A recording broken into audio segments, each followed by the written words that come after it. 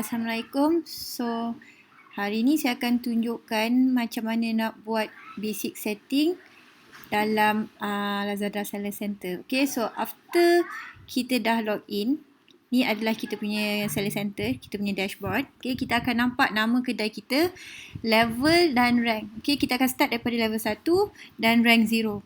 Okay, ada 3 aktiviti kita kena buat kat sini.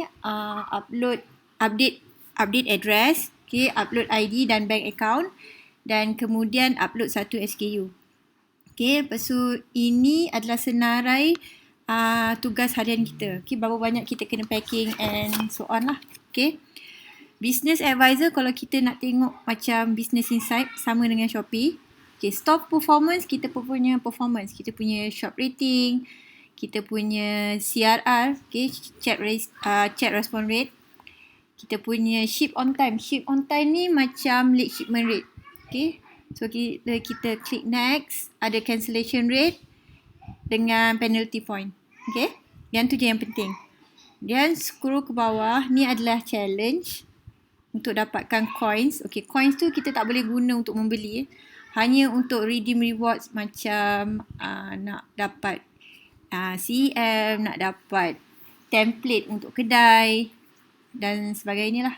Okay, ni adalah senarai campaign dan sini adalah popular toolkit. Okay, popular toolkit ni adalah benda yang anda akan sentiasa guna. Okay, dalam Lazada Seller Center ada 2 cara. Satu, sama ada tengok navigation dekat sebelah kiri ni. Okay, tekan produk, kat mana nak tekan add produk, kat mana nak edit, kat mana nak tekan reorder, kat mana nak cari ni ads. Okay, kat mana nak buat voucher dan sebagainya. Atau lebih mudah, kita just fokus dekat sini je, popular toolkit. Okay, ni untuk upload produk, lepas tu dia punya promotion semua ada kat sini. Okay, next adalah kita pergi ke account setting. Okay, pergi ke my account, klik ke profile.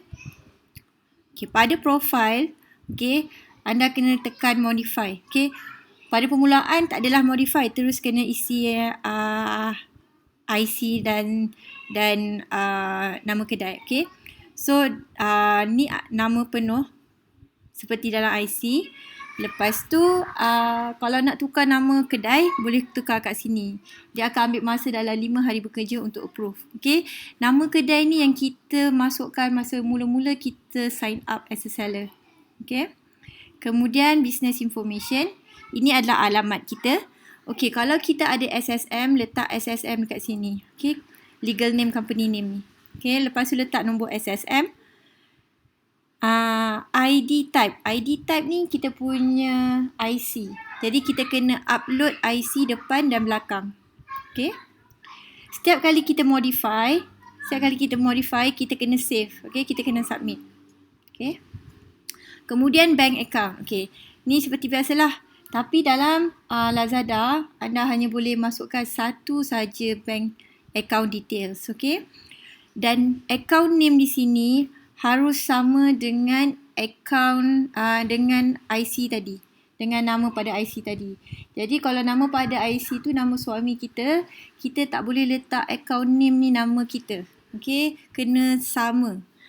Okay, dan kemudian masukkan account, nama account, nombor account, bank apa. Bank code dan Swift code ni auto, so tak perlu tekan apa-apa. Bank information detail, kita kena upload bank statement. Okay, penyata bank yang ada nama kita, account number dan logo. Okay, yang lain tak perlu isi. Tax registration document pun tak perlu isi. Okay, next, warehouse address. Okay, tadi dekat business information kita dah letak kita punya address kan. Tu address kita sendiri, business information. Okay, warehouse address adalah address kat mana kita nak dia pick up. Okay, tekan edit. Kemudian boleh isilah address macam biasa. Okay, address ni akan Lazada akan setkan kita punya shipping provider. Okay, courier kita apa, sama ada Pos Laju ke, GDEX ke, Lex ke, berdasarkan alamat di sini. Okay, alamat warehouse address. Okay, kemudian letak return address. Okay, Next, operating hours. Okay, operating hours kita kena letak lah. Okay, apa kita punya, alamak, kena tekan modify. Kita punya operating hours. Okay, daripada pukul berapa? Katakanlah pukul 9 sampai pukul 5 petang. Okay, dan kita tick lah hari apa yang kita operate. Kalau kita dapat pick up request nanti, okay, kalau kita dah layak untuk dapat pick up, kalau kita tak tekan Sabtu, driver tak akan datang untuk pick up. Okay, so kita kena tekan Sabtu juga. Okay, Ahad ni untuk negeri yang kebiasaannya memang tak ada pick up, kecuali kalau di Kelantan dengan Terengganu, Kedah, macam itulah Johor.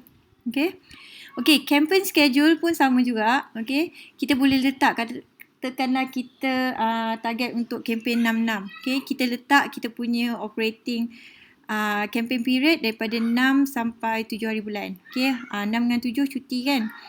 6 hari bulan Ahad, 7 hari bulan Hari Agung. Okay, kita boleh bagi tahu juga pukul berapa kita operate dan mereka akan datang. Okay, macam tu. Okay, lepas tu submit lah. Okay, seller logo, kita just upload logo. Okay, seller logo ni sama dengan profile foto dalam Shopee. Okay, commission, dalam Lazada dulu ada commission. Okay, sekarang 0% commission. Okay, masa akan datang tak tahulah, sejak Shopee pun memperkenalkan commission fee, mungkin Lazada akan aktifkan kembali. Okay, dia punya commission fee antara 5 hingga 10% bergantung kepada kategori.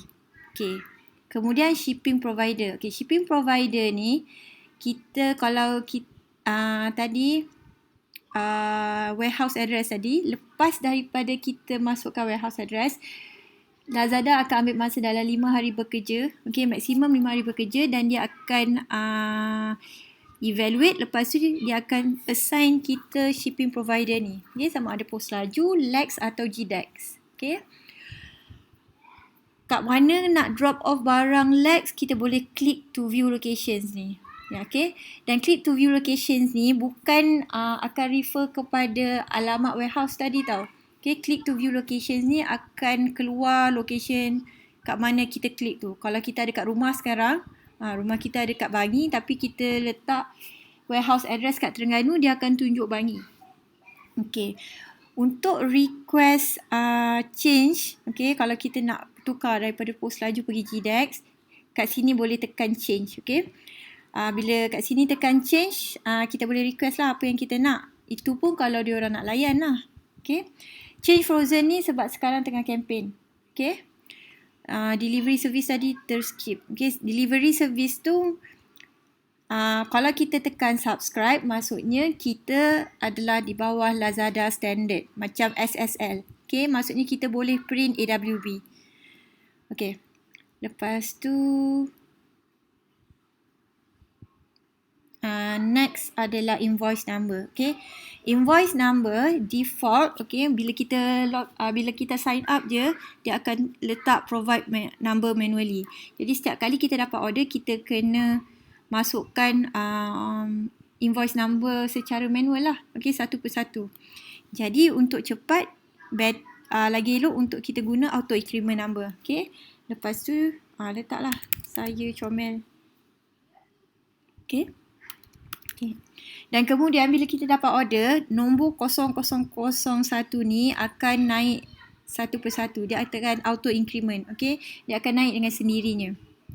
Kadang-kadang ada setengah setting, okay, sebab dia ada bug dalam ni, dia tak akan naik. Kita tetap kena provide manually. Kita kena tetap key in manually. So apa yang kita boleh buat, kita tukar kepada use order number.